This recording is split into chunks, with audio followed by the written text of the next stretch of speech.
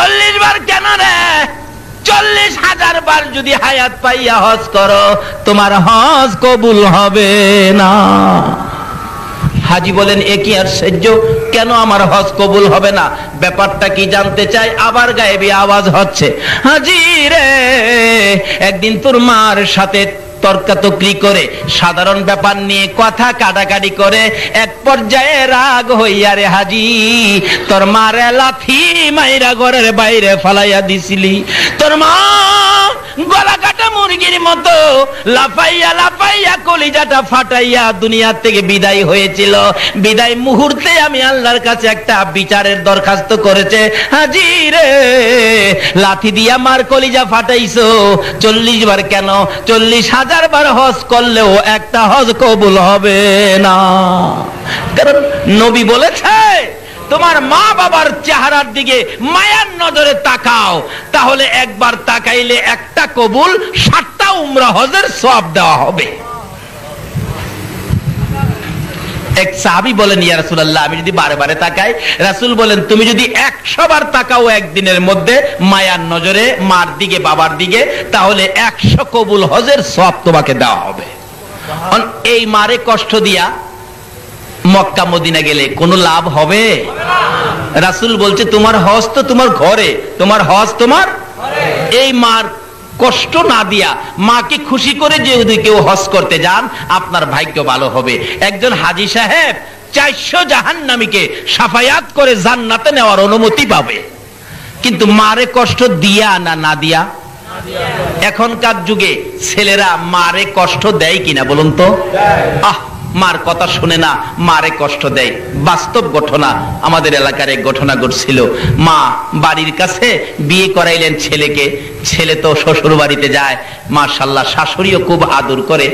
ঢাকা চাকরি করে তো 7 দিনের ছুটি নিয়ে আসছে, নতুন জামাই তো। 7 দিন থাইকা সকালবেলা ফার্স্টই বাস ঢাকা চলে যাবে। কিন্তু মা তো সকাল থেকে অপেক্ষায়, আমার ছেলে আইসা আমার কাছ থেকে বিদায় নিয়ে যাবে, আমি মায়ের পায়ে সালাম করবে। কিন্তু সকালবেলা মা অপেক্ষায়, ছেলে আর মার দিকে লক্ষ্য নাই। শাশুড়ির কাছ থেকে বিদায় নিয়ে ঢাকা চলে গেছে। যাওয়ার পথে শীতের রাত্র ছিল, কুয়াশার মধ্যে রাস্তার মধ্যে বাড়ির থেকে 30 কিলোমিটার দূরে যাওয়ার পরেই ট্রাকের সাথে বাস মুখামুখি সংঘর্ষ, 7 জন লোক মারা গেল, তার মধ্যে এই ছেলেটাও মারা গেছে। আচ্ছা বলুন তো, রাস্তাঘাটে কোনো বিপদ যদি সন্তানের হয়, আগে খবরটা কে পায়? আরো আস্তে কোন কে পায়? মা ফজরের নামাজ পড়ে বিছানায় বসে বসে কান্দে। কলিজা মানে না, কেন জানি কলিজায় আগুন। একটু পরে ঘর থেকে বাহির হইয়া রাস্তায় দাঁড়াইয়া কান্দে। পাড়া প্রতিবেশী মহিলারা প্রশ্ন করে, মা হইয়া এইভাবে কেন কাঁদতেছেন?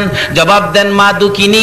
রে মহিলারা, পাড়া প্রতিবেশী না, কেন জানি আমি মার কলিজায় আগুন জ্বলতেছে।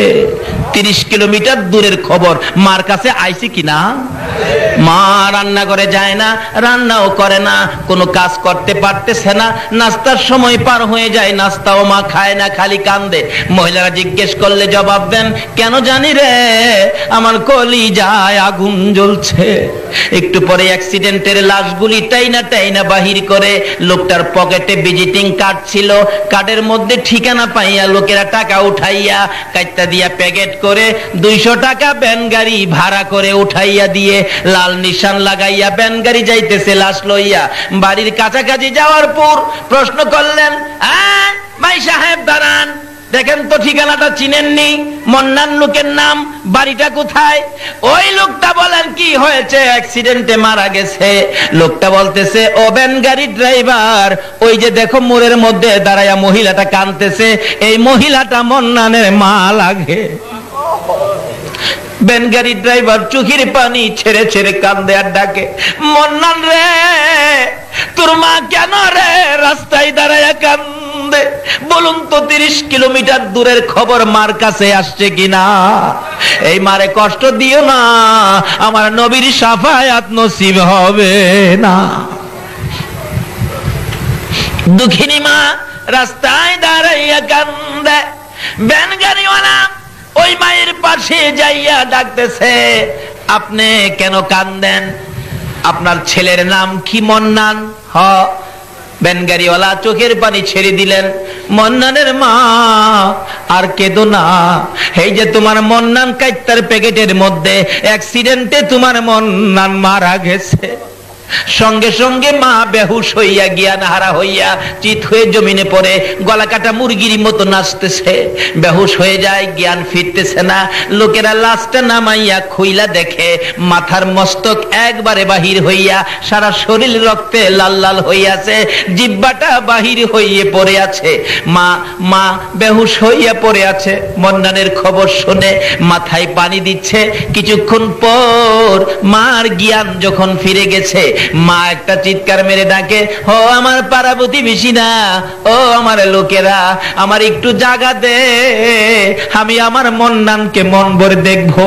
লোকেরা যখন সরে গেলেন, দূরে দূরে সরে গিয়ে রাস্তা করে দিলেন, দুঃখিনী মা দৌড়াইয়া যাইয়া মন্নানের দিকে তাকাইয়া দেখে রে রক্তে লাল হয়ে আছে, জিহ্বাটা বাহির করে দিছে।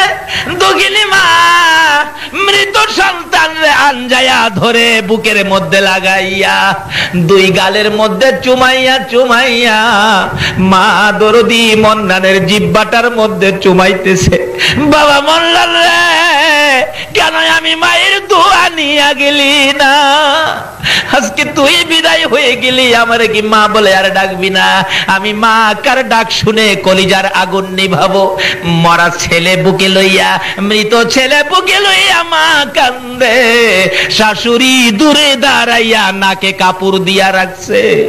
যেই মা মৃত ছেলে বুকে লইয়া কান্দে গো, এই মার কলিজায় যারা আঘাত দিয়েছ, নামাজ রোজা হজ যাকাত মক্কা মদিনার ইমাম হইয়াও আল্লাহর জান্নাতে জায়গা হবে না।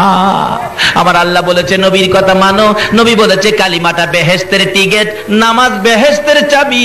উম্মতের রে, টিকেট লইয়া চাবি লইয়া কই যাবি? যারে তোর মার পায়ের নিচে যা, তোর মায়ের পায়ের নিচে তোর জান্নাত। আল্লাহ বলেছে নবীর কথা মানার জন্য। নবী বলেছে মায়ের পায়ের নিচে জান্নাত। বলুন কার পায়ের নিচে? এই মায়ের খেদমত করা দরকার আছে কিনা? এই মাকে কষ্ট দিলে নবীরে পাবেন? এই মাকে যদি দুঃখ দেন নবীর শাফায়াত নসিব হবে? এখন দুঃখ দেওয়ার মতো ছেলে আমাদের বাংলাদেশে আছে কিনা? শেষ একটি ঘটনা বলেই আমি দোয়া করে দিব। একটা ছেলে হলো, মা মাত্র একটা ছেলে। ছেলেটা হওয়ার আগে ছেলেটা বেঁচে আছে, মা নাই।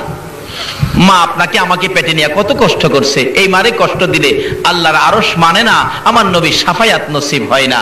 আমি যে এলাকায় ইমামতি করতাম, এই এলাকার ঘটনা, বুড়া মানুষ তার মেয়ের জন্য একদিন আসরের নামাজের সময় মসজিদের দক্ষিণ পাশের জানালায় দাঁড়ায় কাঁদতেছে। গরিব ছিলেন, মেয়েটার বাচ্চা হবে তো, কিন্তু চিকিৎসার অভাবে মেয়েটা একবারে মৃত্যুর মুখে, পয়সা নাই, গরিব মানুষ। তার মা বুড়া মানুষ দরজায় দাঁড়ায় বলতেছে, মুসল্লি সাহেবান, আপনারা তো আমার এলাকার, আমার মহল্লার, আপনারা আমাকে একটু সাহায্য করেন, আমার মেয়েটার জন্য আপনাদের কাছে জীবন ভিক্ষা চাই, আমার মেয়েটা মারা যাবে ডেলিভারিতে, একটু সাহায্য আপনারা আমাকে করেন।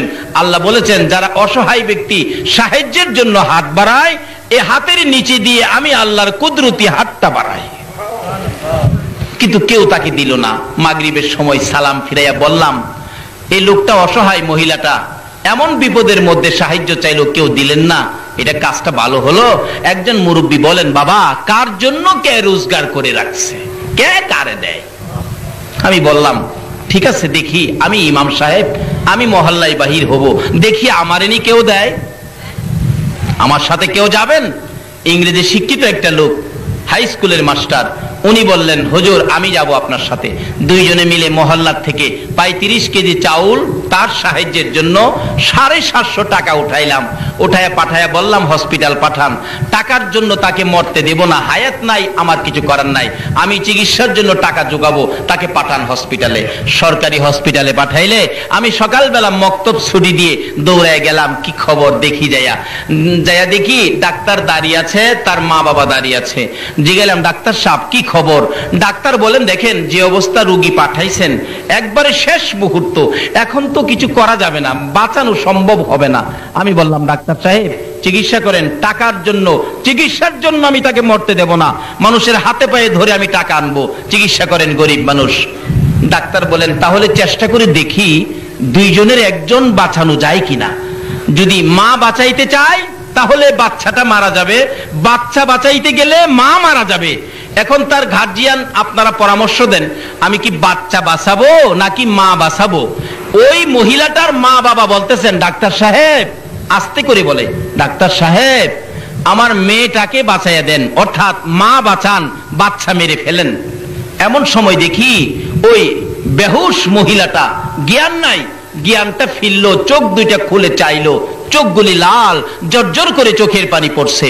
ডাকতেছে ডাক্তারের দিকে ইশারা করে, ডাক্তার সাহেব মায়ের কথা শুইনেন না, বাবার কথা শুইনেন না, 10 মাস 10 দিন কষ্ট করেছি আমি, ডাক্তার গো দুইজনের একজন যদি মারতে হয় আমার সন্তান মাইরো না। ডাক্তার তুমিও তো একটা মায়ের ঘর থেকে হয়েছো, তোমার মা তোমাকে প্রসবের সময় কত কষ্ট করেছে, ওই সময় তোমাকে যদি মেরে ফেলতো তুমি কি ডাক্তার হইতে পারতা না? তোমার দুইটা পায়ে ধরি, দুইজনের একজন যদি মারতে হয় আমি মার জীবন শেষ করে দে, আমার পেটের সন্তান বাঁচাইয়া দে। আমার নবী বলেন উম্মতরা রে, যেই মা নিজের জীবন দিয়ে তোমার জীবন বাঁচাইতে চাই, এই মায়ের পায়ের নিচে তোমার জান্নাত। মসজিদে নয়, মাদ্রাসায় নয়, মক্কা নয়, মদিনায় নয়, এ মায়ের পায়ের নিচে তোমার জান্নাত। নবীর কথা, এই নবীর কথা মানার জন্য কে বলছে? আল্লাহ। বলতেছিলাম শেষ কথা, দোয়া হয়ে যাবে, বাস্তব ঘটনা। এবার মহিলাটা বলতেছে ডাক্তার আমাকে মেরে ফেলেন, আমার বাচ্চাটা বাঁচাইয়া দেন, আমি মা বেঁচে থাকবো, বাচ্চা মৃত হবে, আমি মা সইতে পারবো না। ডাক্তার বলেন এত যখন আসার চেষ্টা করে দেখি 2 জন বাঁচানো যায় কিনা। দরজা বন্ধ করে দিয়ে চিকিৎসা শুরু হলো। একটু পরে শোনা যায় ওয়া ওয়া করে কান্দে। আমরা খুশি, বাচ্চা বুঝি হয়েছে। কিন্তু ডাক্তার সাহেব দরজা খুলে বেরিয়ে গেলেন, 2টা চোখের পানি জর্জর করে ছেড়ে দিয়ে বলেন বাচ্চা হয়েছে ছেলে, ছেলের অবস্থা ভালো, কিন্তু মা বাঁচবে না। মহিলাটা কান্দে, তার বাবাও কান্দে, সবাই কান্দে, মেয়েটা মারা যাবে। আমি দরজার ভিতরে যাইয়া দেখি বাচ্চাটা, কি সুন্দর বাচ্চাটা ওয়া ওয়া করে কাঁদতেছে। দক্ষিণী মা মাথাটা পর্যন্ত উঠাইতে পারে না, বাচ্চার দিকে তাকাইয়া 2টা চোখের পানি ছাড়তেছে। মার দিকে তাকাই ইশারা করে, কথা আর বলতে পারতেছে না। মাকে বুঝাইতে চাই, মা গো তোমরা আমার বাবারে কোলে লও না, তোমরা যদি কেউ কোলে না লাও দাও না আমার বাবারে, আমার বুকে উঠাইয়া দাও না, কিন্তু বুঝাইতে পারে না। অবশেষে দেখি দুঃখিনী মা নিজের বাচ্চা নিজে কোলে নিতে চাইতেছে, 2টা হাত বাচ্চার দিকে বাড়াইতে চায়, বাড়াইতে পারে না, শক্তি নাই, একবারে শেষ মুহূর্ত। বাচ্চার দিকে তাকাইয়া 2টা হাত সামনের দিকে ধাক্কাইতেছে, ধাক্কাইতে ধাক্কাইতে হাত 2টা বাচ্চাটার কাছাকাছি। আর অল্প যদি সামনে বাড়াইতে পারত, মা জীবনের শেষবারের মতো বাচ্চা কোলে নিতে পারত। বাচ্চাটার কাছাকাছি হাত 2টা যাইতে পারে না। বাচ্চাটার দিকে তাকাইয়া তাকাইয়া চোখের পানি ছেড়ে ছেড়ে মা বিদায় হইয়া যায়।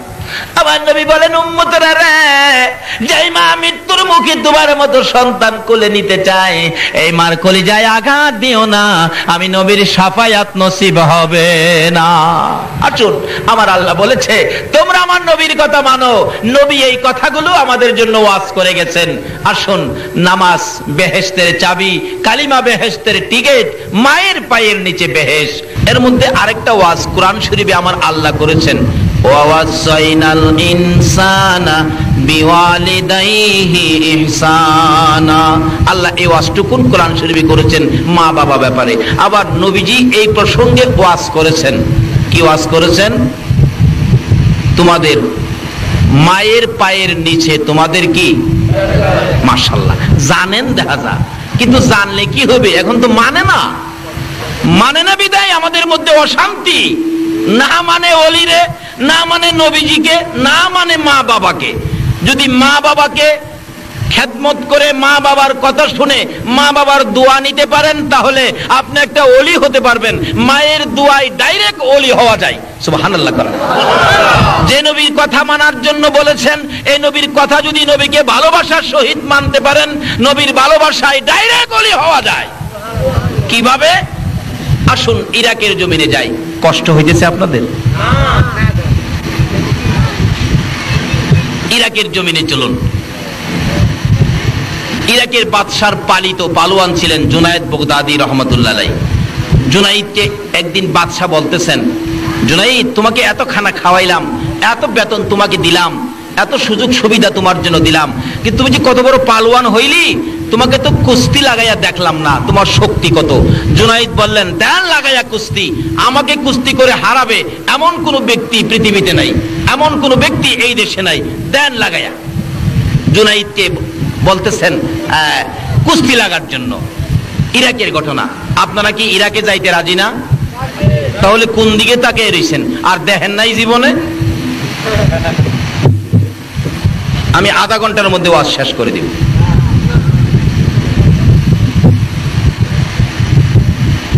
ঘোষণা করে দিলেন, আমার জুনাইদকে যদি কুস্তি লড়ে কেউ হারাইতে পারে, বুঝার জন্য বলছি, আমাদের দেশের টাকা 10,000 টাকা পুরস্কার। এমনি আওলাদে রাসূল, যেই নবী না হইলে কিছু হতো না, এই নবীর বংশের একটা লোক বাচ্চা কাচ্চা নিয়ে খুব কষ্টের মধ্যে আছেন, না খায়া দিন কাটে, 2 দিন 3 দিন কেটে যায়, চুলার মধ্যে আগুন জ্বলে না। এই গরিবী অবস্থার মধ্যে আওলাদে রাসূল দেখতেছেন ফুস্টার, জুনাইদকে কুস্তি লড়ে হারাইতে পারলে 10,000 টাকা পুরস্কার। আওলাদে রাসূল বাদশার কাছে হাজির হয়ে বললেন, হে বাদশাহ, আমি তোমার জুনাইদের সাথে কুস্তি লড়বো। আল্লাহু আকবার বলুন। জুনাইদের সাথে কুস্তি লড়বো। বেটা ঠিক মতো দাঁড়াইতেই পারে না, কিন্তু লোকটা হলো আওলাদে রাসূল, আমার রাসূলের বংশের লোক। বাদশাহ কয়, বেটা লড়বি নাকি মরবি? জুনাইদ কি দেখছো? কোনা দেখি নাই। জুনাইদরে এক নজর দেখা যাও। জুনাইদকে দেখতে গেছে, যায়া দেখে বাবারে বাবা, কি বেটা হাতির মতো এক পালোয়ান বসা, আর আওলাদে রাসূল তো পেটে খানা নাই, একবারে জীর্ণ শীর্ণ দুর্বল লোকটা। যায়া জুনাইদকে দেখা বলেন, জুনাইদ, আমি তো তোমার সাথে কুস্তি লড়তে আসছি। জুনাইদ কয়, লড়তে আইছো নাকি মরতে আইছো? আমার হাতটা যদি তোমার উপরে ছেড়ে দেই, তুমি শেষ। আওলাদে রাসূল নবীর বংশের লোকটা বলতেছেন, জুনাইদ, নিয়ম অনুযায়ী কুস্তি লড়ো, যদি আমি মরে যাই মরে যাব, তাতে তোমার কি? ঠিক আছে, দিন তারিখ করা হলো, শুক্রবার দিন জুমার পরে জুনাইদের সাথে কুস্তি লড়বে। আরেক পালোয়ান আসছে। এবার সারা দেশের মানুষ ময়দানে নাইমা গেছে, জুনাইদের সাথে কুস্তি লড়বে। এই লোকটা জানি কেমন। দুইজন যখন মাঠে নামছে, জুনাইদ হাতির মতো, আর জুনাইদের সাথে যে কুস্তি লড়বে, হ্যাঁ একটা মশার মতো, কিন্তু লোকটা যে নবীর বংশের। সুবহানাল্লাহ। লেফারি বলতেছেন, এই বেটা, এই তুই যে লড়তে আইছস, জুনাইদের সাথে পারবি? ওই লোকটা বলতেছেন, লেফারি সাহেব, আপনার কাজ আপনি করেন, না পারলে আমার ব্যাপার, মরলে আমি মরবো, আপনার তো কিছু না। ঠিক আছে, তাইলে খেলো, খেলা দেখো জুনাইদের সাথে কত মজা। এবার আওলাদে রাসূল, আমার নবীর বংশের লোকটা জীর্ণ শীর্ণ, পেটে খানা নাই, চোখের পানিগুলি ছেড়ে দিয়ে বলতেছেন, জুনাইদ, তোমার সাথে কুস্তি লড়ার আগে 2টা কথা তোমার সাথে বলতে চাই। সুবহানাল্লাহ কর। জুনাইদ রে, 2টা কথা বলার সুযোগ দিবিনি। জুনাইদ বলেন, কি কথা বলবেন? বলুন, অনুমতি দিলাম। লেফারি দূরে দাঁড়িয়ে আছে, জুনাইদের কানের গোড়ায় মুখটা লাগাইয়া আওলাদে রাসূল চোখের পানি ছেড়ে ছেড়ে বলতেছেন, রে জুনাইদ, আমারে চিনোনি? যেই নবী না হইলে জগৎ হতো না, তুমি হইতা না, আরশ কুরসি লৌহ কলম হতো না। আমি সেই নবীর বংশের লোক, আমি আওলাদে রাসূল। জুনাইদ রে, আমার বাচ্চাগুলো না খাইয়া 3 দিন পর্যন্ত ঘুমাইতেছে, আর আমি সহ্য করতে পারি না, বাচ্চাদের মুখের দিকে তাকাইলে আমার কলিজা মানে না। রে জুনাইদ, পারবিনি? আজকে নবীর ভালোবাসাই আমি আওলাদে রাসূলের কাছে নতি স্বীকার করে আমাকে 10,000 টাকা পুরস্কারের ভাগী করে দিতে। জুনাইদ বলেন, লোকটা আমার কানে কানে বলতেছে, আমি তার কথাগুলি শুনতেছি, এক কানে, আরেক কানে শুনতেছি মদিনার কামলেওয়ালা নবী মদিনার থেকে ডাকতেছে, জুনাইদ রে, পারবিনি আমার আওলাদের মুখে হাসি ফুটাইতে। সুবহানাল্লাহ। আরে জুনাইদ পারবিনি আমার আওলাদের মুখে হাসি ফুটাইতে? পারবিনি আমি নবীকে ভালোবাসা দিতে? জুনাইদ বলেন আমি শুনি মদিনার কামলেওয়ালা নবী মদিনার থেকে ডাকে আর আমার কানের মধ্যে লাগে, দুইটা চোখের পানি জোর করে জুনাইদ ছেড়ে দিলেন। রে লেফারি বাঁশি বাজারে আজকে এমন খেলা হবে যেই খেলা পৃথিবীর মানুষ কোনোদিন দেখে নাই। সঙ্গে সঙ্গে লেফারি বাঁশি বাজাইলে আওলাদে রাসূল জুনাইদের গায়ে আঙ্গুল টুকুন ফিট করলে জুনাইদ ইয়া রাসূলুল্লাহ বলে চিত হয়ে জমিনে পড়ে যায়। আবার যখন আঙ্গুল লাগাইলেন আবার ইয়া রাসূলুল্লাহ বলে চিত হয়ে জমিনে পড়ে যায়। এইভাবে তিনবার জুনাইদ নদী শিকার করেছে, পুরস্কার দিয়ে দিলেন নবীর ভালোবাসায় আওলাদে রাসূলকে। জুনাইদ মাথা নিচে দিয়ে নিজের বাড়ির দিকে রওনা করেছে। সঙ্গীরা বলেন, উপস্থিত জনগণ বলতেছেন জুনাইদ বাদশার দরবারে আর যায়ও না, বাদশার দরবারে তোমাকে জায়গা দিবে না, মজার খানা দিবে না, মোটা অঙ্কের বেতন আর তোমাকে দিবে না, এই বাদশার দরবারে তুমি যাইতে পারবে না। জুনাইদ দুইটা চোখের পানি ছেড়ে ছেড়ে কান্দে। রে মাঠের লোকেরা, ও জনগণ শোনো, আমি আর এই বাদশার দরবারে যাইতে চাই না, আমি দুজাহানের বাদশার দরবারে রওনা হয়েছি। আল্লাহু আকবার। ইয়া রাসূলুল্লাহ, ইয়া গাউসুল আজম জিন্দাবাদ। মাশাআল্লাহ। আসুন দয়ার নবী মায়ার নবীর ভালোবাসায় ডাইরেক্ট ওলি হওয়া যায়, এটাই আমি আপনাদেরকে বুঝাইতে চাইলাম। এবার আওলাদে রাসূলকে ভালোবাসা দিয়ে পুরস্কার দিলেন। জুনাইদ নিজের আমিত্ব নিজের আধিপত্য বিলীন করে দিলেন, নিজের বাড়ির দিকে যাচ্ছে আর চোখের পানি ছেড়ে ছেড়ে ডাকতেছে আর গুনগুন করে কাঁদতেছে, ইয়া রাসূলুল্লাহ ইয়া হাবিবাল্লাহ ইয়া রাসূলুল্লাহ। আমার মৌতের নিদান কালে থাকিয়ে নবী গো আমার শিয়রে, আমার মৌতের নিদান কালে থাকিয়ে নবী গো আমার শিয়রে, দেখিব আপনাকে দুই নয়ন ভরে, ইয়া রাসূলুল্লাহ ইয়া হাবিবাল্লাহ ইয়া রাসূলুল্লাহ ইয়া হাবিব। এইভাবে জুনাইদ কানতে কানতে নবী নামের জপনা জপতে জপতে বাড়িতে ঢুকে গেলেন। এশারের নামাজ পড়ে জুনাইদ বিছানার মধ্যে শুয়ে শুয়ে ডাকে, দয়ার নবী মায়ার নবী গো, ও আমার প্রাণের নবী। এইভাবে ডাকতেছে, চোখের মধ্যে ঘুম আসে আবার একটু পরে সজাগ হয়ে যায়, ঘুম আসে একটু যায়। এমন সময় দেখে উম্মতের কান্ডারি আর মদিনার রওজার মধ্যে শোয়া নয়। সুবহানাল্লাহ। দয়ার নবী মায়ার নবী মদিনার রওজার থেকে উঠে জুনাইদের ঘরে হাজির হইয়া যায়। ছেড়ে দে নৌকা মাঝি যাব মদিনায়, বলুন না, ছেড়ে দে নৌকা মাঝি মদিনাতে কান্দে নবী উম্মতের মায়ায়, মদিনাতে কান্দে নবী উম্মতের মায়ায়, ছেড়ে দে নৌকা মাঝি যাব মদিনায়, ছেড়ে দে নৌকা মাঝি।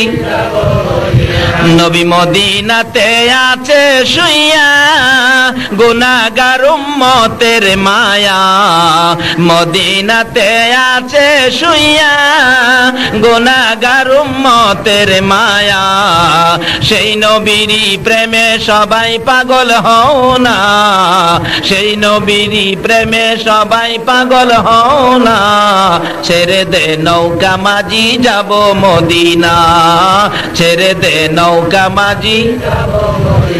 আল্লাহ নামের বর্ষা করি সারলাম নবীর প্রেমের তরি, বলুন, আল্লাহ নামের বর্ষা করি সারলাম নবীর প্রেমের তরি, দয়াল নবীর রওজা খানি আমায় দেখাও না, দয়াল নবীর রওজা খানি আমায় দেখাও না, ছেড়ে দে নৌকা মাঝি যাব মদিনা, ছেড়ে দে নৌকা মাঝি।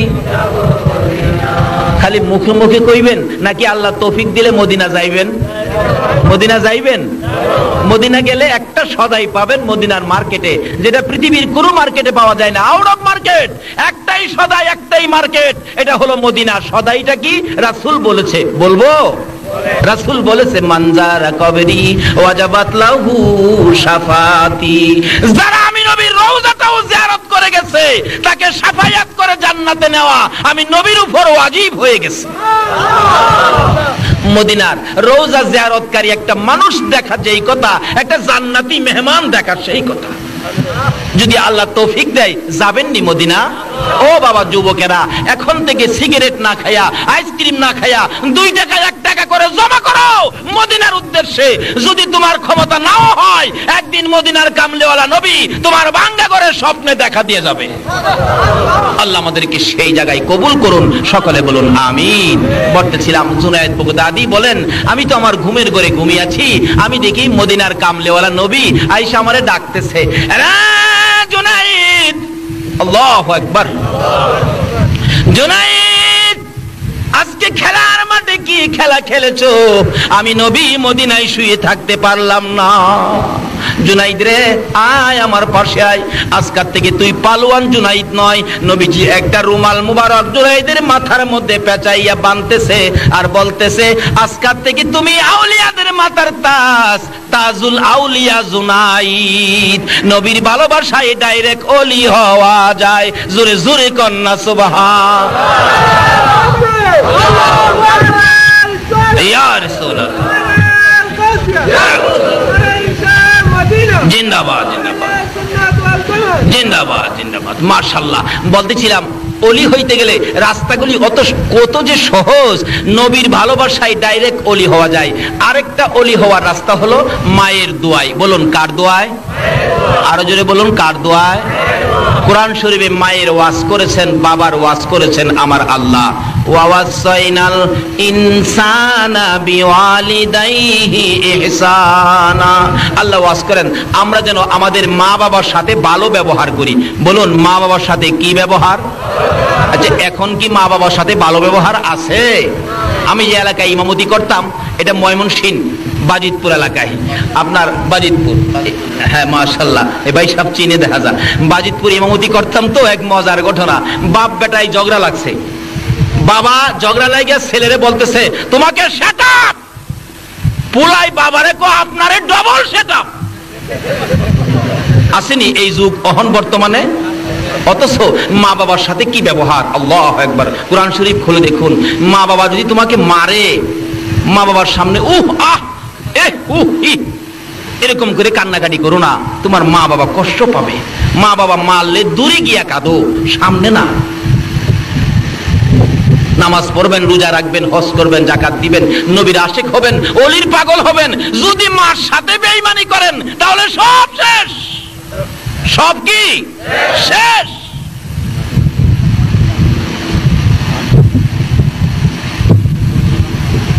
বাস্তব ঘটনা। 2001-এ হজ করতে গিয়েছিলাম। মুআল্লিম সাহেব আমাদেরকে মদিনায় আগে নিয়ে গেছে। মদিনায় যায় দেখি আমাদের দেশের অনেক লোক, আবার হজ সিজনে হজ ভলান্টিয়ার হিসাবে বাংলাদেশ, ভারত, পাকিস্তান থেকে অনেক যুবকেরা যায় হজ ভলান্টিয়ার হিসাবে। কিন্তু একটা ছেলে আমাদের দেশের, হ্যাঁ মসজিদের নববীতে দায়িত্ব পাইছে। আচ্ছা কোন তো মসজিদের নববীতে দায়িত্ব পাইলে তার ভাগ্যটা ভালো না খারাপ? কিন্তু মসজিদের ভিতরে ঢুকে ঝাড়ু দিবে, পরিষ্কার করবে, কিন্তু থাকতে পারে না। তার শরীরের মধ্যে নাকি আগুন জ্বলতে থাকে। কে বলে তাকে মারতে আসে, দৌড়ে বাহির হয়। এভাবে কয়েকবার চেষ্টা করলো, সে থাকতে পারে না, দৌড়ে বাহির হয়ে যায়। তখন তার সঙ্গীরা বললেন, তোর কি হইল, ব্যাপারটা কি? আমি তো বুঝতে পারতেছি না, আমার সমস্ত শরীরের মধ্যে আগুন জ্বলতে থাকে, কে জানি আমার মারতে আসে, আমি থাকতে পারি না। বুঝছি তুই নতুন আইসস তো, হয়তো বাড়ি ঘরের জন্য তোর মায়া লাগে। আমরা কিছু টাকা দিলাম 5-7 জনে মিলে, বললাম তুই কয়েকদিন ঘুরে গেলে বাহিরে খা, 2-4 দিন পরে আবার কাজে যায় যোগ দিবি। ঠিকই 2-4 দিন পরে আবার যোগ দিছে, কিন্তু কি শান্তি তো আসে না, অশান্তি। আগুন জ্বলতে থাকে, ভিতরে ঢুকলে কে জানি ঘাড় ধরে বের করে দেয়। রাত্রের বেলা সকলে বসলো, বাঙালি যারা যারা আছে, ব্যাপারটা কি? এত ভাগ্যবান চাকরি মসজিদের নববীতে, নবীর রওজার পাশে, কি ভাগ্য! কিন্তু তুমি থাকতে পারো না, কারণটা কি? ওই বাংলাদেশের ছেলেটা 2001-এর ঘটনা, কাঁদতেছে আর বলতেছে যুবকটা, সঙ্গীরা রে আমারে দেশে পাঠায় দাও, আমি এখানে চাকরি করতে পারবো না। কেন? আমি মসজিদে নববীতে হজ ভলান্টিয়ারের দায়িত্ব পাইয়া যেদিন বাংলাদেশ থেকে বিমানে উঠছিলাম, বিমানে উঠার 8 দিন আগে আমার মারে একটা লাত্তি মারছিলাম। বলুন, বাংলাদেশে যদি মারে লাত্তি দেয়, মদিনার কামলিওয়ালা নবী খবর পায় কিনা? এই লোকটাকে কি নবী জায়গা দিবে? আমার নবী জীবনে কোনদিন বাবার মুখ দেখে নাই। 6 বছর বয়সে আমার নবী কান্দে, মায়ের গলায় ধরে, মা মা মাগো, মা আমার মনের দুঃখ কে সামলাবে? কি দুঃখ বাবা? তোমাকে কি কেউ মারছে? না। তোমাকে কি কেউ গালি দিছে?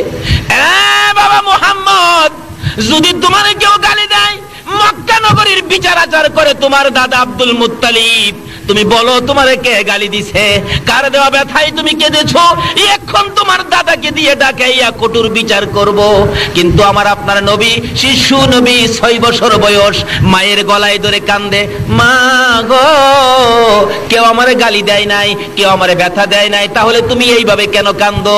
মা, আমি জানতে চাই মক্কার সকল ছেলেরা বাবা কইয়া ডাকে, আমি তো জীবনে কোনোদিন বাবা কইয়া ডাকতে পারলাম না। মা গো, আমি আমার বাবার ব্যথাই কান্দি, বলো না আমার বাবা কই আছে? আরে জন্ম হয়ে শিশু নবী বাবা দেখে নাই, জন্ম হয়ে শিশু নবী বাবা দেখে নাই, এতিম হয়ে দয়ালে নবী আসলো দুনিয়ায়। বলুন, এতিম হয়ে এতিম নবী একা ঘরে, কেউ তো আদর করে না রে, এতিম নবী একা ঘরে, কেউ তো আদর করে না রে। আরে নিজে খোদা যাহার জন্য পাগল হইয়া যায়, নিজে খোদা যাহার জন্য পাগল হইয়া যায়, এতিম হয়ে দয়ালে নবী আসলো দুনিয়ায়। হাইরে এতিম হয়ে দয়ালে নবী। বলতেছিলাম, দয়ার নবী, মায়ার নবী, মায়ের গলায় ধরে যখন কান্দে, মাগো আমি কান্দি একটা ব্যথা, সেটা হলো আমার বাবা কই। আমি তো জীবনে কোনোদিন বাবা বলে ডাক দিলাম না, জীবনে আমি কোনোদিন বাবার কোলে উঠলাম না। বাবারে মায়া করে, বাবা কই গেল, বাবার আমি দেখলাম না, কোলে উঠলাম না, এই কান্দা, এমন কান্দা কান্দতেছে। মা আমেনা বললেন, বাবা গো, তোমার বাবার খবর আমি দিতে পারবো না।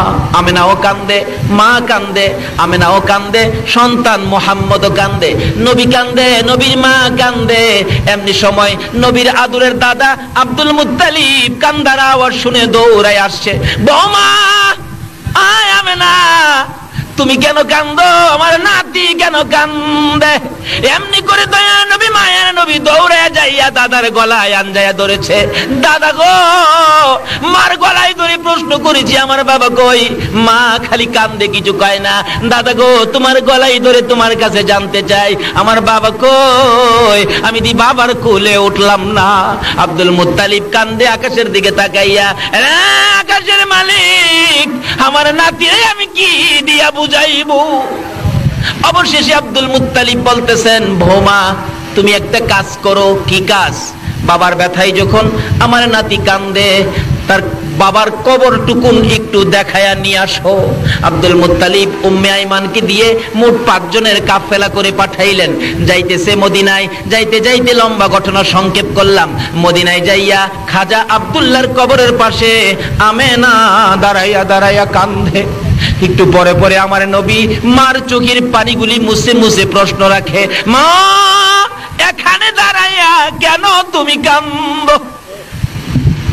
আমেনা টাইনা টাইনা সন্তান বুকে লাগাইয়া জবাব দেন, বাবা গো, তুমি না বাবার ব্যথায় কাঁদছো, এই কবরের ভিতরে তোমার বাবা আব্দুল্লাহ ঘুমিয়েছে, তুমি বাবা কইয়া ডাক দাও, দেখি তোমার বাবারই একটু মায়া করে।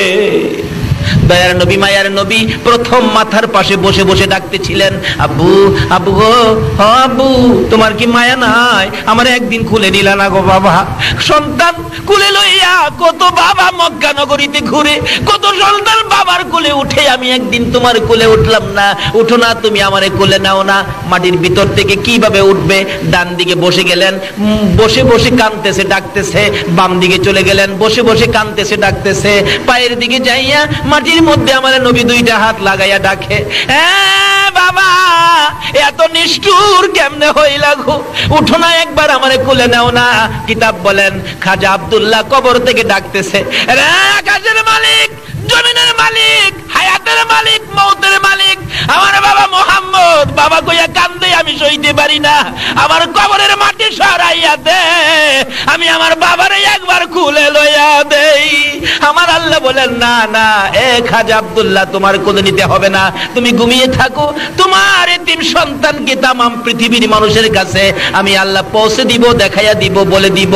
যদি এতিম বলেও যদি তোমার এতিমকে যদি কেউ ভালোবাসে, ও খাজা আব্দুল্লাহ, আমি আল্লাহ কথা দিলাম, এই এতিম বলে যদি কেউ এতিম নবীকে ভালোবাসে, আমি আল্লাহ তারে ভালোবাসবো। জোরে জোরে কন্যা সুবহানাল্লাহ। আমার নবী কাঁদতেছে, কিন্তু কই মাটি কাঁপতেছে, খাজা আব্দুল্লাহ কোলে নিল না। অবশেষে মা আমেনা টাইনা টাইনা কোলে লইয়া ডাকতেছে, মা ডাকতেছে, বাবারে এইভাবে আর কাঁদলে কি লাভ হবে? আমার আল্লাহ বলেন, বন্ধু গো, যেইভাবে তুমি বাবার কবরে কাঁদছো, এইভাবে তোমার উম্মতেরা যদি বাবার কবরে যাইয়া কান্দে, কথা দিলাম এক ফোঁটা চোখের পানি যদি তোমার মতোই আমার কোন সন্তান বাবার জন্য দেখাইতে পারে, এই চোখের পানির বিনিময়ে তার বাবাকে আমি জান্নাতে পৌঁছাইয়া দেব। নবী মায়ার নবী মার কুলে উঠে গেল, মা টাইনে টাইনে কুলে লইয়া রওনা হলেন মক্কার দিকে, আবার চলে আসবেন। আবওয়া নামক স্থানে আসার পর আমেনা ডাকতেছে, উম্মে আইমান রে, আমি হাঁটতে পারি না, আমার তো জ্বর আইসা গেছে, তাবু টানাও। তাবু টানাইলে তাবুর ভিতরে শুইয়া আমেনার জ্বর খালি বাড়তে থাকে, শরীরের অবস্থা খুব খারাপ হয়ে গেলে দুইটা হাত বাড়াইয়া ডাকতেছে, আমেনা, উম্মে আইমান কই রে, আমার মোহাম্মদ কই, আমার বুকে উঠাইয়া দে। দয়ার নবী মায়ের নবী শিশু নবীকে আমেনা কোলে লইয়া দুইটা গালে চুমাইয়া চুমাইয়া ডাকে, বাবা মোহাম্মদ, বাবা খুঁজতে যাইয়া আজকে বুঝি মা হারাইয়া ফেলবা, আমার মন বলে আমি বাঁচবো না। দয়ার নবী মায়ের নবী মার দুই গালে চুমাইতেছে, মা গো এমন কথা বলো না, তুমি যদি মরে যাও আমি কার সাথে ঘুমাবো? কে আমারে বাবা কইয়া ডাকবে? কে আমারে আদর করবে? কে আমারে মায়া করবে? আমি কারে মা বলে ডাকবো? এবার উম্মে আইমান বলে, না আমার পাশে আও। টাইনা টাইনা কোলে নিলে এবার দেখা যায় আমিনার চোখগুলি যেন নড়তেছে, বিদায় হয়ে যাবে। দৌড়ায় যাইয়া আমার নবী, শিশু নবী মায়ার নবী, দয়ার নবী মায়ের গলায় আঞ্জায়া ধরেছে। এবার সন্তান বুকে লইয়া মা আমেনাও বিদায় হইয়া যায়। দয়ার নবী কান্দে, মাবুদ আমার কি বানাইলা গো আল্লাহ, একদিকে বাবা নাই, মার বুকে ঘুমাইতাম, আমার মাও দুনিয়া থেকে বিদায় হয়ে গেছে। আমার আল্লাহ বলেন, বন্ধু গো, মাহারা কোন সন্তান যদি তোমার মতো এইভাবে কান্দে, মায়ের কবরে যাইয়া যদি কান্দে, কথা দিলাম তোমার মতো এক ফোঁটা চোখের পানি যদি আমার মায়ের জন্য দেখাইতে পারে, সন্তানের চোখের পানির উসিলাই তার মা বাবার কবর জান্নাতের বাগান বানাইয়া দেব। আমার নবী এইভাবে তরিকা আমাদের সামনে রাস্তাগুলি খুলে দিয়ে গেলেন। যদি আমরা মার সাথে বাবার সাথে ভালো ব্যবহার করি, দুনিয়াতে একটা ওলি হইতে পারবো। মায়ের দোয়াই ওলি হওয়া যায়, নবীর ভালোবাসায় ওলি হওয়া যায়, ডাইরেক্ট ওলি হওয়া যায়। আসুন সংক্ষেপ আলোচনা বলতেছিলাম, দয়ার নবী মায়ার নবীকে কোলে লইয়া উম্মে আইমান দাসী মক্কার দিকে রওনা হলো। বহুদিন পার হয়ে গেলে আব্দুল মুত্তালিব ঘুমায় না, রাত্র হলে খালি ছটফট করে। বহুদিন হলো আমার আদরের নাতি মক্কা থেকে মদিনা গিয়েছিলেন, এখন পর্যন্ত কেন আসে না? মদিনার কাছাকা, মদিনার থেকে বিদায় হইয়া উম্মে আইমান মোহাম্মদকে কোলে লইয়া যখন মক্কার কাছাকাছি আইসা গেল, আব্দুল মুত্তালিব দেখে 5 জনের কাফেলা করে পাঠাইলাম, কাফেলার মধ্যে একটা লোক কম দেখা যায়, ডাকতেছে, ও আমার ছেলেরা বেরিয়ে যা, দেখ কাফেলার মধ্যে লোক একটা কম দেখা যায়। আমার মন বলে, রে আমার আদরের বৌমা বুঝি দুনিয়ায় না।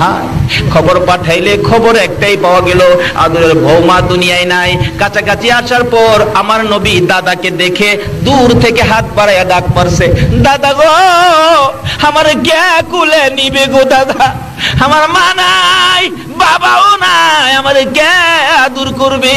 দাদা হইয়া দুইটা হাত বাড়াইয়া ডেকে ডেকে বলতেছেন, আয় আমার কোলে আয়, আমি যতদিন বেঁচে থাকবো আমি তোর বুকে রাখবো রে, আমি তোর কোলে রাখবো রে নাতি। তার জীবনী লিখে মাঝে মাঝে আব্দুল মুত্তালিব বলেন, রাত্রের বেলা নাতি যখন আমার কাছে ঘুমাইতো মাঝে মাঝে আমার গলায় ধরে মা মা কইয়া বাবা বাবা কইয়া চিৎকার মারতো, আমি কোলে লইয়া আবার ঘুম পাড়াইয়া বলতাম, নাতি রে ঘুমা রে, তোর মা নাই রে, তোর বাবা নাই। এইভাবে মা হারা বাবা হারা হইয়া আমার নবী কত কান্দা কাঁদছে। এই নবীর উম্মত যদি হও, যদি নবীর কথাগুলি মানো, মায়ের কবরে যাও বাবার কবরে যাও, যদি মা বাবা দুনিয়ায় না থাকে, আর যদি মা বাবা দুনিয়ায় থাকে মা বাবার খেদমতে চলে যাও। কই যাবেন? মা বাবা দুনিয়ায় থাকলে কই যাবেন? মা যদি বলে বাবা আমার জন্য দুইটা আপেল আইনো, কি বলেন আনতে হবে কিনা? এখনের পোলাফান আনতে রাজি না, দমক মারে, টাকা নাই। অথচ 100 টাকার সিগারেট খা, মার জন্য দুইটা আপেল আনতে পারে না বাঙালি। এই জাতের সন্তান আছে কিনা দুনিয়াতে বলুন তো? এক বেচারা বাবা আছে মা নাই, বাবার জন্য ভাতের ব্যবস্থা করছে। একটা মাটির বাসন আছে না, মাটির বাসন, এটা কি কন আপনারা? মাটি দিয়ে যে বাসন বানায়, মাইত্যা বাসন কয়, আমাদের দেশে কয় হানুক। হানুক আরে হাঙ্কি আর কি, হাঙ্কি। সেই শাঙ্কির মধ্যে বাবারে বাদ দেয়, বাসনও দেয় না। আচ্ছা এতে কি বোঝা যায়? বাবারে আদর করে নাকি ঘৃণা করে? ঘৃণা করে। হাঙ্কির মধ্যে বাদ দেয়, একেবারে প্রত্যেক দিন এক সমান এক মাফে বাদ দেয়। বাবা তো বুড়া মানুষ, একদিন ভাত খাইছে, পেটটা ভরে নাই, বাসনটা হাতে নিয়ে কাঁদতেছে, কাঁদতে কাঁদতে অস্থির। তার নাতি ছিল, আদুরের নাতি। নাতি বলতেছেন, দাদা তুমি কাঁদো কে? দাদা কই, কাঁদি রে ভাই, যে ভাত দিছে, ভাত খায়া তো আমার পেট ভরে নাই, আর চাইটা ভাত হইলে ভালো হইতো, এই জন্য কাঁদি। বর্তমানের অবস্থান বলছি। নাতি কো, দাদা দাও, আমার কাছে দাও, আমি ভাত নিয়ে আসি তোমার জন্য। কয় না, তুমি আবার ভাত চাইতে গেলে আবার নিয়ে সন্ধ্যার সময় ভাত বন্ধ হয়ে যা, দরকার নাই, যা খাইছি তাই আর দরকার নাই, সবুর পেয়ে আছি। নাতি চালাক, বাচ্চা ছেলে খুব চালাক। হ্যাঁ, মাটির বাসন লইয়া দৌড় মারছে, উঠানে যাইয়া বাসনটা ইচ্ছা করে হাত থেকে ফালাইয়া ভেঙে ফেলছে। বাইঙ্গা হ্যাঁ নিজেই কাঁদতেছে, তার মা বাবা দুজন বেরিয়ে আসছে। আব্দুল আলী কান্দুসতে বেটা?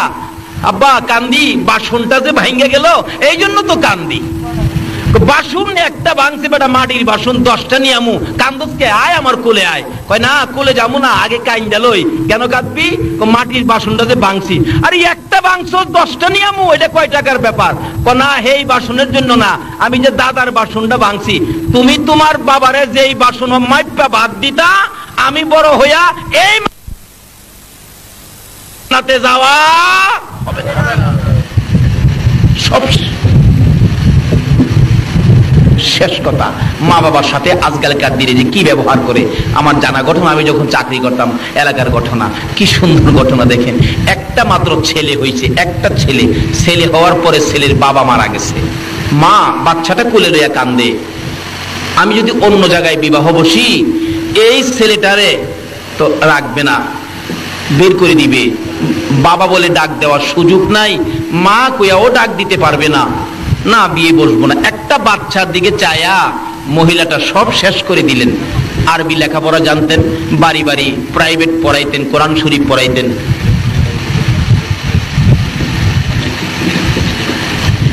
পাইছে এটা আবার স্লিপও দিছে, আবার আমার স্লিপ দিছে চট্টগ্রাম, এটা কইবার লাগে।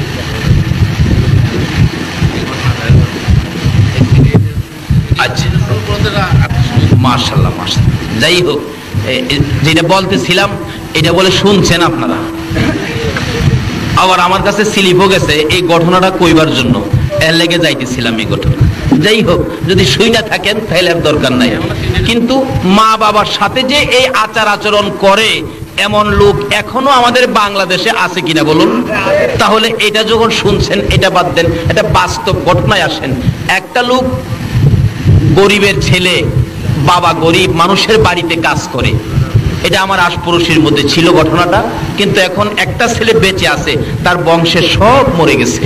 আপনার ওই মানুষের বাড়িতে কাজ করে, কিন্তু ছেলেটারে বিয়ে করাইলেন। বিয়ে করানোর 8 দিন পর জুট মিলে চাকরি করতো ছেলেটা। 8 দিন পরই কইতাছে, মা আমার ভবিষ্যৎ আছে, তোমরারে খাওয়াইলে আমার ভবিষ্যৎ নষ্ট হয়ে যাবে। মারে খাওয়াইলে বলে হ্যাঁ ভবিষ্যৎ নষ্ট হয়ে যাবে। এই আচার আচরণ করে নামাজ পড়লে কি লাভ হবে? রোজা রাখলে, মুফতি মুহাদ্দিস মুফাসসির হইলে কিচ্ছু লাভ হবে না। মা বাবার মন খুশি না করে আপনি মসজিদে যাবেন, নামাজ পড়বেন, আল্লাহ আল্লাহ রাসূল খুশি হবে না। মা বাবার মন খুশি না করে আপনি মসজিদ বানাবেন, মাদ্রাসা বানাবেন, কিচ্ছু লাভ হবে না। এই ছেলেটা বলতেছেন, মা আমার ভবিষ্যৎ আছে, আমি আর তোমাদেরকে খাওয়াইতে পারবো না। মা বলেন, বাবা আজকেই এই কথা বললি আমারে খাওয়াইতে পারবি না? তোর বাবা কত কষ্ট করে তোরে বড় করেছে, লালন পালন করেছে, আমারে খাওয়াইতে পারবি না? কনা পারবো না। অবশেষে কি করবে? আলাদা হয়ে গেছে, জুট মেরে চাকরি করে, সপ্তাহে বেতন পায়। এই দিয়া কিছু রুজি রোজগার মোটামুটি ভালো। দুইজন মানুষ তো কিছু টাকা আয় থাকে, কিছু জমি জমা রাখলেন বন্ধক। জমি জমার উপর কিছু ধান, 20 থেকে 25 মণ ধান তার ঘরের মধ্যে জমা হয়ে গেছে। খাওয়ার পরে 20 মণ 25 মণ ধান। তার বাবা অসুস্থ, মানুষের কাজে যাইতে পারে না। অবশেষে ছোট্ট আরেকটা ভাই ছিল, পেটের খিদায় কাঁদতেছে, 2 দিন 3 দিন হয়ে গেল ঘরে খানা আনতে পারে না। বাবা তো অসুস্থ, খানা আনবে কে? রোজগার করিয়া তো কেউ নাই। বাচ্চাটা বলতেছেন, আম্মা আমার বড় ভাইয়ের ঘরে ধান আছে, ধান নিয়ে আসো। আব্বা কাজে গেলে এই কাজের টাকা দিয়া তুমি ধান কিনা বাইরে দিয়া দিও। মা ছোট বাচ্চার দিকে তাকাইয়া বড় ছেলের কাছে বলতেছেন, বাবা 10-এর দান দিবি? 10-এর দান তোর বাবা সুস্থ হইলে, রোজগার করলে তোর দান কিনা তোরে দিয়া দিব। মা দান চাইছে, পোলাই কয় আচ্ছা আমি বুঝা দেখি দেওয়া যাইবে কিনা। মা দান চাইলে যার বুঝবার বাকি থাকে, বলুন তো নামাজ পড়া কি বেহেশতে যাইতে পারবে? রাসূল বলছে বেহেশত কার পায়ের নিচে। আর এই রাসূলের কথা মানার জন্য কে বলছে? ওমা ইউতির রাসূলা ফাকাদ আতা আল্লাহ। আল্লাহ বলছে তোমরা আমার রাসূলের কথা মানো। দান চাইব, মা দান চাইছে, হের বুঝবার বাহির হইছে। আচ্ছা বলুন তো কার সাথে বুঝতেছে? বাড়িওল নেই, যায় কয় মা তো 10-এর দান চাইছিন, দেওয়া যাইব? মহিলা কয় তুমি কিচ্ছুই বুঝো না, তোমার আইডা তোমার উন্নতরা সেরা দেখতে রাজি না, তোমারে ক্ষতি করতে চাই, তোমার দান খাইবো সব নিয়া 10-এর দুইটা। নিষেধ দিয়া দাও, দান দেওয়া যাবে না। মুখে মুখে বলে দিলেন না না দান দেওয়া যাবে না। যেই মা এই সন্তান পেটে রাইখা কলিজায় লাথি খাইছে, এই সন্তান যদি 10-এর দান না দেয়, বলুন তো মা কষ্ট পাইছে কিনা? মার চোখের পানি আইসা গেছে। বাবারে কত প্রস্রাব পায়খানা সাফ করছি, রাত্রে রাত বিজার জায়গায়, তোমার প্রস্রাবের বিজা জায়গায় আমি ঘুমাইছি, তোমারে শুকনার মধ্যে রাখছি।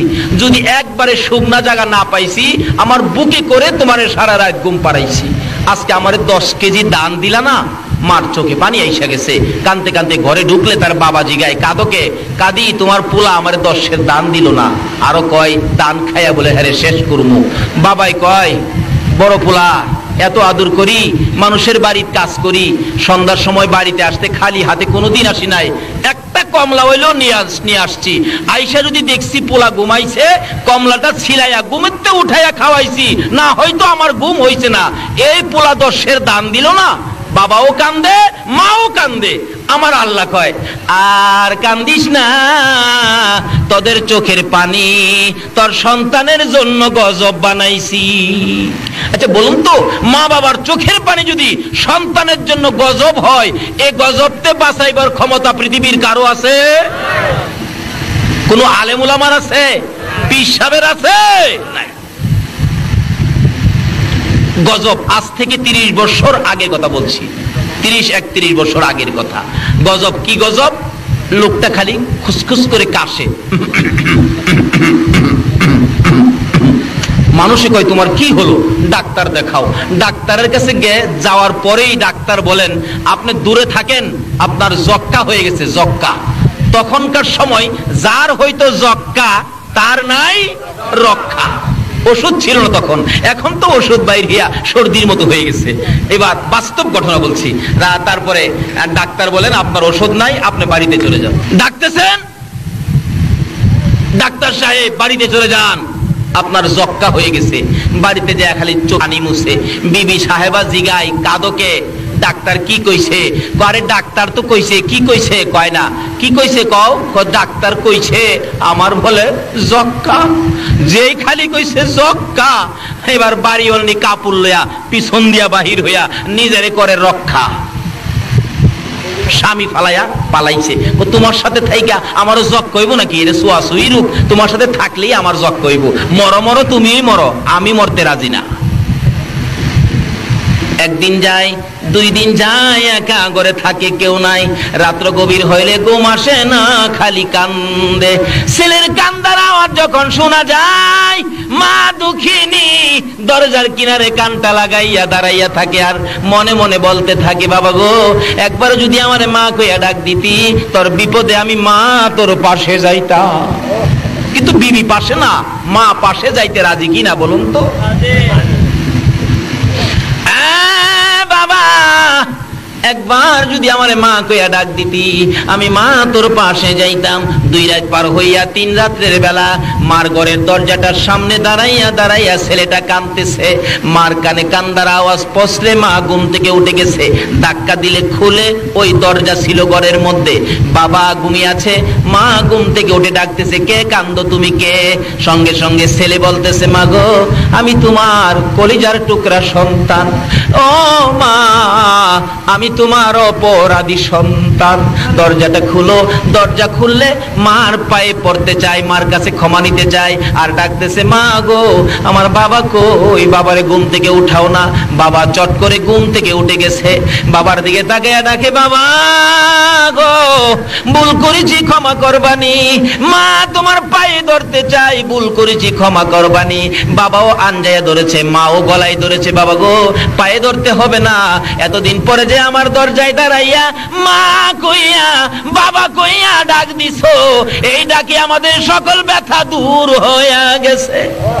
যেই মা যেই বাবা এত ব্যথা দেওয়ার পরেও একবার মা বাবা কইয়া ডাক দিলে ব্যথা দূর করে দেয়। আমার নবী বলেছে, উম্মতেরা রে, সেই মা বাবার পায়ের নিচে তোমার জান্নাত, আর এই মা এই বাবার পায়ের নিচে জান্নাত। আর শুন নবীর কথা মানি, নবীর কথা মানা ব্যতীত আল্লাহর জান্নাত পাইতে পারেন না। নবী বলেছেন মায়ের পায়ের নিচে জান্নাত। আর শুন নবীর কথা আমল করি, নবীর পক্ষে থাকি, ওলিদেরকে ভালোবাসি, ওলিদের পক্ষে থাকি। আল্লাহ আমাদেরকে সেই বুঝ দান করুক। সকলে বলুন আমিন। শিশুর সংগঠন, আজকের এই সংগঠনের নাম কানু বাবা শিশু কিশোর সংগঠন, কাঞ্চননগর বাদামতল। আল্লাহ মসজিদ প্রাঙ্গণে এই মাহফিল তুমি কবুল করে লাও গো আল্লাহ, এবং এই সংগঠনটাকে তুমি কবুল করে লাও গো আল্লাহ। মসজিদের কাজ হবে,